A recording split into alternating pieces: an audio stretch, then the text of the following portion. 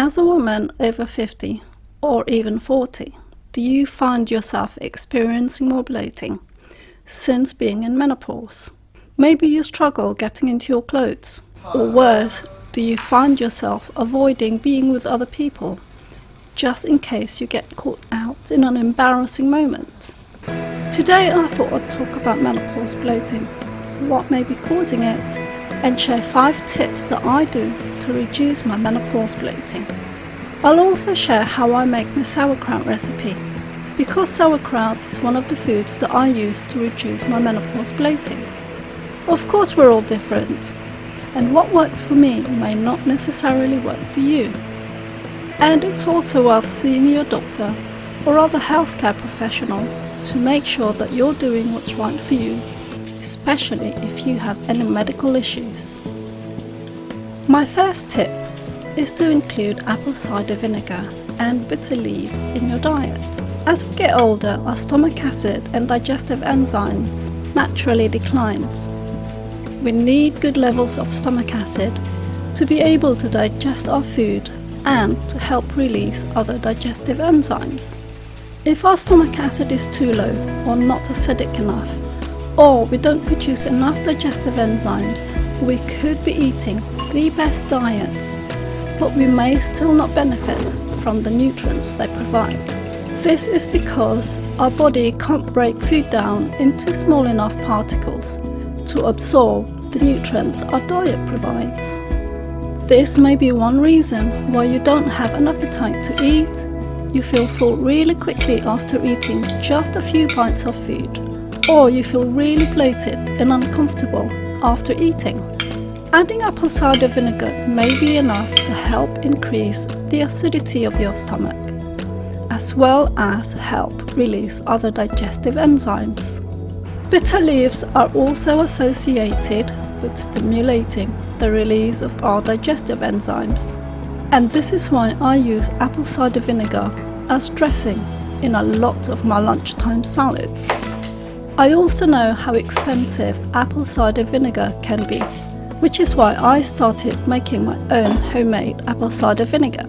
I'll put a link in the description down below and in the card above if you'd like to watch the video where I share how I make my homemade apple cider vinegar. The second tip I have that I add to my diet to help with my menopause bloating is eating fermented foods in the form of sauerkraut. Bloating in menopause may be due to lower female hormones, but it could also be due to an imbalance in our gut bacteria, which is why we have to support the balance of our gut bacteria through our diet, especially if we can't or don't want to take hormone replacement.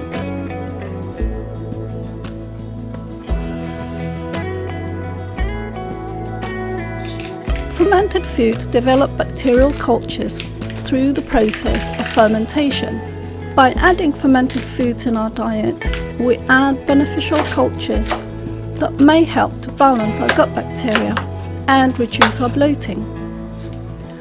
Other fermented foods you can try are kimchi, kefir, tempeh, kombucha, and yogurt.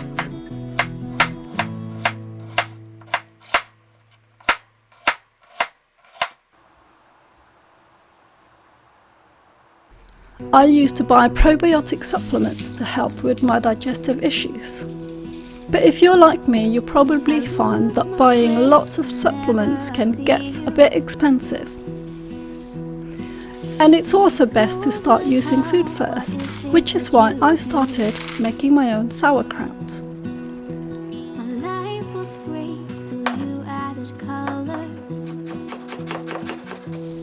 I've found that I really enjoy the tangy, salty flavour that sauerkraut adds to my foods, so I've kept adding it to my salads at lunchtimes.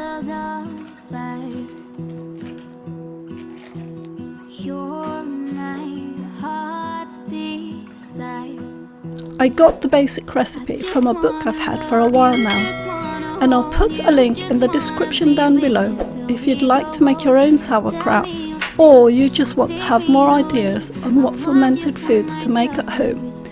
that may help with your menopause bloating.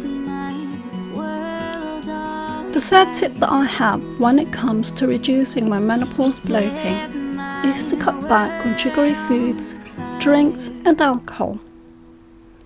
In the same way as fermented foods support the balance of your gut bacteria, sugary foods, drinks and alcohol may feed the bacteria in your gut that may be causing you to experience bloating in menopause. So by cutting back on the cause of your menopause bloating, you may be able to reduce your bloated symptoms.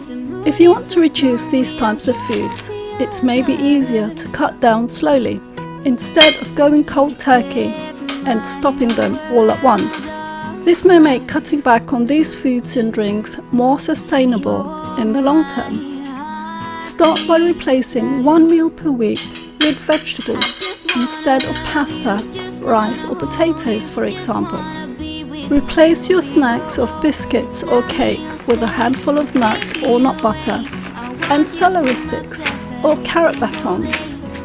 You could replace one sugary drink per day with water instead. These are simple steps that you could start doing straight away to reduce your bloating at menopause. Snacking on nuts and seeds and adding more fibre-rich foods in your diet may stabilise your blood sugar levels enough so that your cravings for sugar decreases as a result. Once you get used to less sugar in your diet, you may find that your taste buds change, and you may find yourself reducing your sugar intake even more.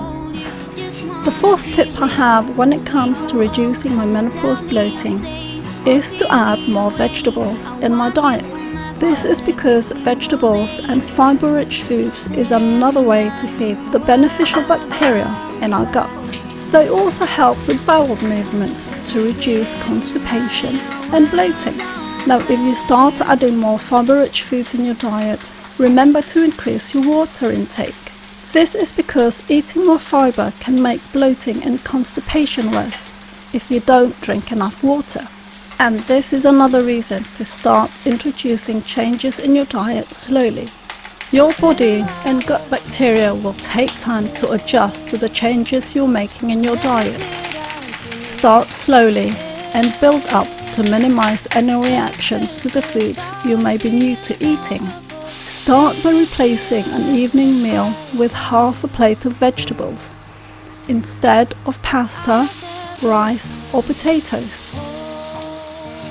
If you feel comfortable doing this for one evening meal, do the same with another meal during the week. This way you get used to making the changes slowly and not feel overwhelmed or feel deprived of the foods you like to eat.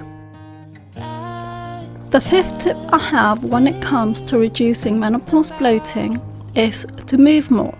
If you're like me, especially in the past 18 months or so, you've probably spent a lot of time sitting around in front of your TV or computer and not being active as much. Like still water that collects dirt, grime and muck, a sedentary lifestyle can lead to slower digestion, bloating and constipation. I find that going for a walk, exercise or generally moving around more really helps to get my digestion going, as well as regulate my bowel movements to reduce my bloating.